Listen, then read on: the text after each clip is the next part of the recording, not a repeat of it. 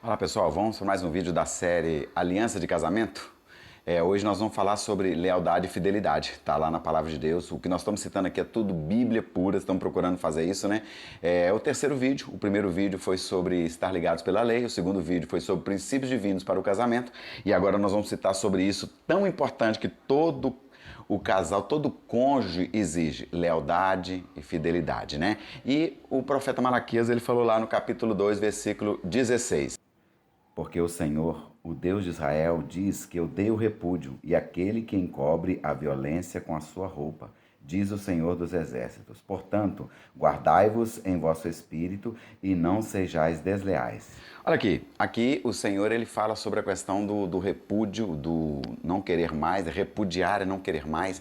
Aqui ele fala o seguinte, olha, eu odeio o repúdio, porque é algo que para ele é inconcebível no coração de Deus. Olha, você não me quer mais, puxa vida, eu fiz você, eu gerei você e você não me quer mais. Isso é claro que tem acontecido na humanidade. Muitas vezes nós decidimos simplesmente não quero mais Deus, quero viver a minha vida, uma vida bagunçada, e Deus odeia isso, Deus detesta isso. Mas também aqui, de uma forma muito objetiva, ele fala mais relacionado à área conjugal. Claro que Deus está trazendo isso também para nossos corações, para que nós não venhamos nunca repudiar Deus, nunca tomar uma decisão de distanciar do Senhor, mas também em relação ao nosso casamento, aqui ele mostrando o seguinte, olha, e é claro que quando a gente analisa o texto com mais vagar, sabe, com uma reflexão maior, a gente percebe que o fato de tomar uma decisão de repudiar a mulher, também, ou a esposa, ou o cônjuge, né, também relacionado à mulher ou homem, também é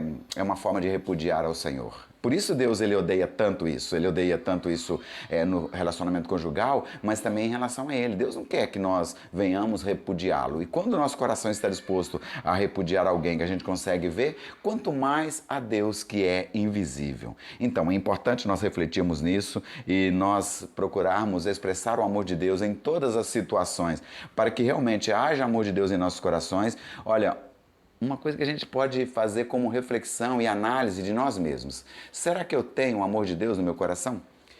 Se eu tenho amor às pessoas, eu tenho o amor de Deus no meu coração. Se eu não consigo amar as pessoas, possivelmente o amor de Deus no meu coração, ou ele inexiste, ou ele é muito limitado, muito fraco ainda e precisa se desenvolver em meu coração. Né? Isso, claro, que se aplica à nossa esposa, ao cônjuge, né? Ao esposo. Então, ele fala sobre algo aqui sobre o Espírito, né? Para a gente entrar no segundo versículo, que ele fala assim, olha, portanto, guardai-vos em vosso Espírito e não sejais desleais.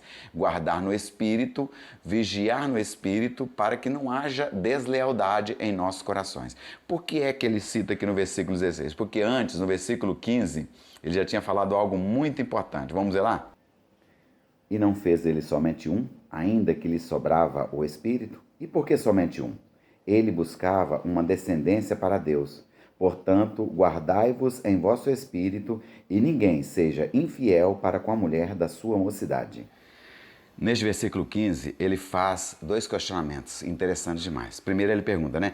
E não fez ele somente um, ainda que lhe sobrava espírito? Quer dizer, ele ainda tinha fôlego de vida ainda para soprar mais, para gerar mais, dois, três, né? Deus, ele tinha todo o fôlego para soprar mais espírito, ou uma quantidade maior. Quanto precisasse, Deus tinha esse fôlego. Por isso ele pergunta, olha, e não fez ele somente um, ainda que lhe sobrava espírito? E agora ele faz o segundo questionamento. E por que somente um? Nós já paramos para pensar nisso? Por que Deus fez somente o homem primeiro? Por que ele não fez logo o homem e a mulher? Por que ele não fez logo o homem e mais 10 mulheres para poder produzir muito mais filhos, se era a multiplicação que ele queria? Porque multiplicou. Nós sabemos disso hoje, nós vemos isso hoje.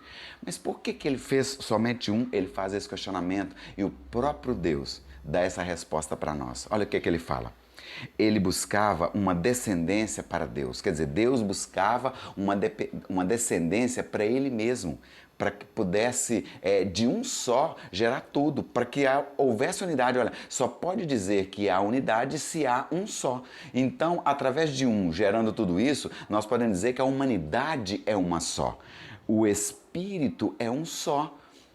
E de repente, claro que o Espírito é um só, o Espírito de Deus, e o Espírito do homem soprado como fôlego de vida nas narinas do homem, soprado por Deus, né? Também é um só Espírito, porque ele fez com que isso se tornasse um corpo só, né? Na verdade é o corpo de Cristo. Quando nós nos unimos, né? Eu fui feito, né? A Marli também foi feita. Tudo bem, nós somos descendentes de Adão. Mas quando Adão foi feito um só, e depois dele mesmo tirou para que formasse a mulher. Porque aí havia unidade. Se fosse ela formada junto com ele, não haveria unidade. Mas como foi formado um e depois desse um formado um outro, agora há unidade. Por isso, quando ela veio para ele, ela na verdade encaixou no lugar onde ela havia sido tirada.